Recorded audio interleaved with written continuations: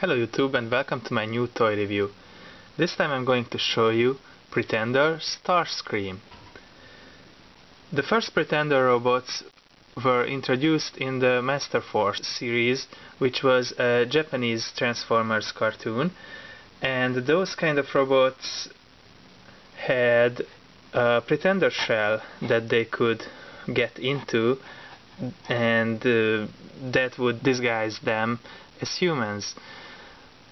It's a cool concept, and it's quite logical if you take the whole gimmick of transforming robots that are trying to blend in as vehicles here. But still, it seemed kind of far-fetched that a robot as huge as Starscream, for example, who's able to transform into a jet, would just shrink down and fit into a human-sized body. Especially if you think about it, if you think about the fact that these human-sized bodies don't look like regular humans at all. I mean, this one sort of looks like a galactic gladiator or something. So this would no way disguise these guys. But still, as a kid, I really liked the Pretender toys, and I still think it's a cool concept, and I think Starscream is one of the coolest ones. So let's see what he's made of. Let's start with his shell. The articulation is very limited on this one, as all the other Pretender shell toys feature the same articulation. You can basically only move the arms. He has this big blue gun that sort of does not really fit the color scheme of the overall body, and he has spikes all over him, which I think look cool. He really looks like a menacing space gladiator, I guess, and he would look really cool with the Pretender Grimlock that kind of has the same kind of spiky image going on. Unfortunately, I don't have that figure. It's on my list. Hopefully I will be able to get it soon. I think they would look nice next to each other. His spiky helmet is removable, and sort of most figures have in this line have this problem that the helmet's kind of scraping off the paint of the hair. Usually on the back, as you can see, he has a little bald spot, and in the front. It's not something that's really hard to repair. I've done reparations myself.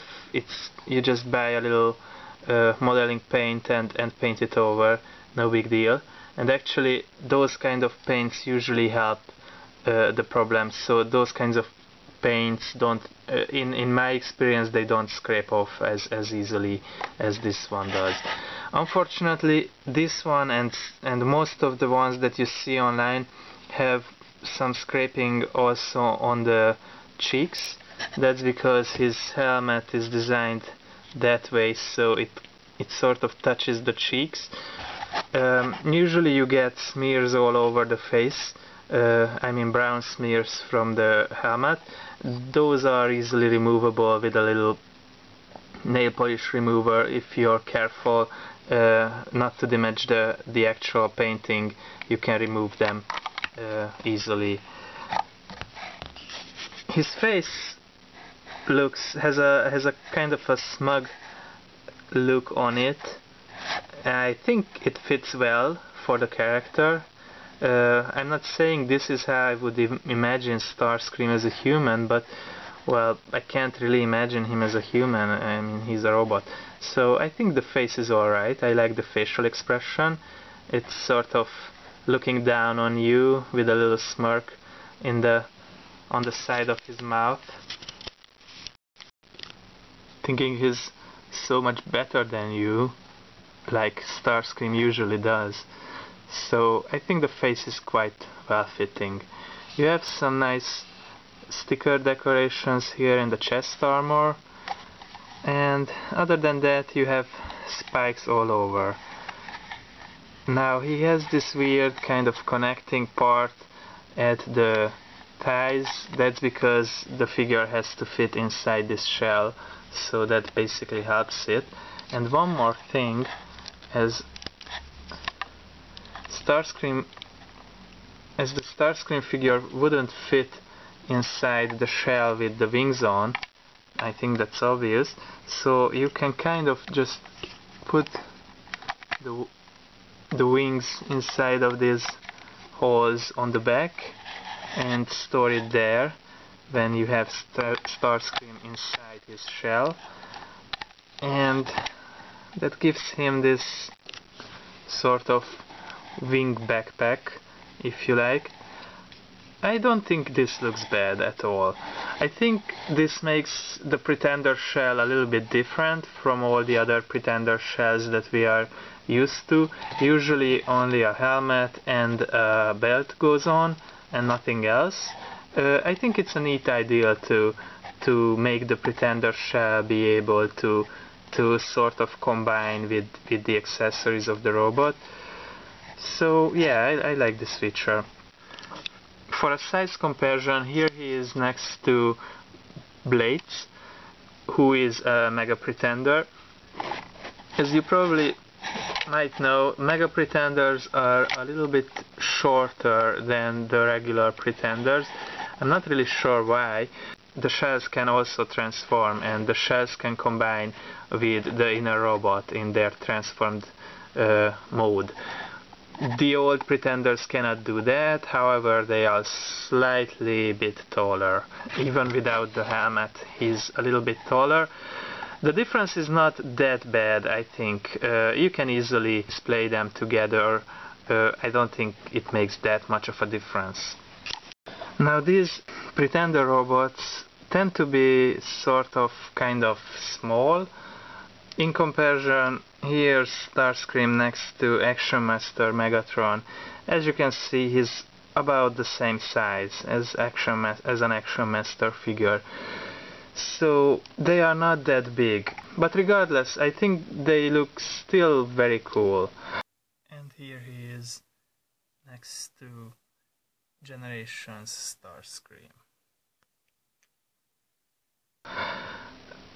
As the problem is usually with Starscream figures, he's kind of a parts former. That means you have to remove and put back parts for him to transform. I have to admit I never really liked that. I actually don't own the Generation 1 Starscream, the original one, and that's mainly because I don't like the fact that he's such a parts former. He has so many removable parts. You even have to add the hands.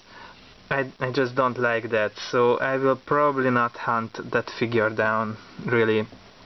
But I liked this one, and because the fact that even Starscream as a character has a personality that I think fits the Pretender gimmick quite well. So yeah, that was mainly the reason why I bought this figure. You're an idiot, Starscream!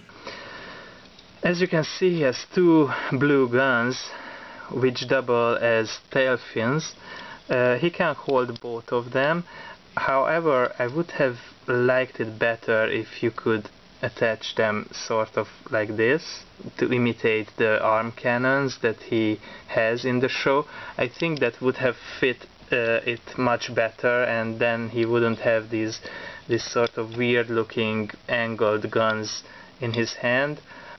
Articulation wise, he can only move his arms, although he has quite nice articulation on the arm. I'm not saying it's ratcheted, but it's definitely it has kind of a ratcheting thing going on. I'm not sure if you can hear it. He really holds the positions quite well, and he has a broad range of movements. but unfortunately that's the only articulation that he has. Color scheme looks very G1 accurate. The decals and the stickers on the wings help a lot, I think. And really the face is different than what we are used to when it comes to G1 Starscream. If I remember correctly, in the cartoon his helmet was black and his face was grey, and not the other way around.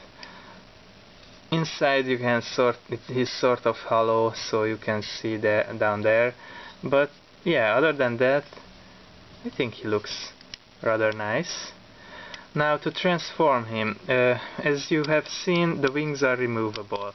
I'm not really recommending removing the wings too much, because as you can see, if these little pegs break, and I have already a slight crack on one of mine, so if they do, then you're in kind of a big trouble. So good news is that you can also transform him without removing the wings. You can just turn them around when the arms are turned up like that. Then you can bring the arms down again, and you flip the nose cone up, and you just push the legs together. Really, it's that easy. Now you take the guns and put them in these little pack holes to form the rear fins for the plane. And you have your jet fighter Starscream. I think the jet mode looks very nice, surprisingly nice, I have to add. Yeah, you have to add a lot of parts, and if you lose even one of them, you're in trouble, because the plane won't look as nice without even one of the tail fins that he has. So you really have to be careful with that.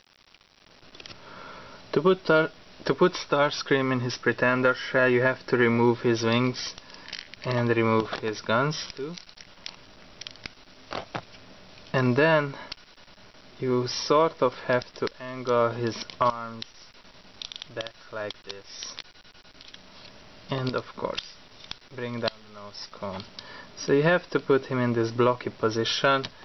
Then you separate his Pretender shell, which can also be a challenge.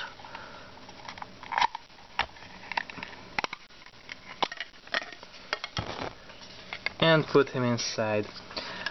Well, I've seen guys also putting his guns inside, and you sort of have space in his chest compartment to do that, and it helps you make sure not to lose the guns, which is a good thing. So as you can see, he fits quite snugly. And just put the other part like that. And there you have him in his Pretender shell. Now, I think my review makes it clear that this is sort of a delicate figure. Delicate because you really have to be careful and not to lose the parts that he comes with, and delicate because of the little pegs that you have on the wings that can break, especially with such an old toy. He was produced in 1989, so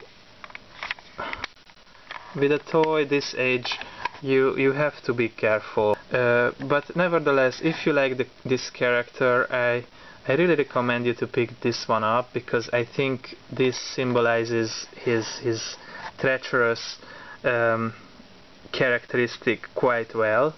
I think he's a cool looking action figure, and yeah, if you're a fan of Pretenders, he definitely you have to have him in your collection. So thank you for watching, and stay tuned for more. Take care and goodbye.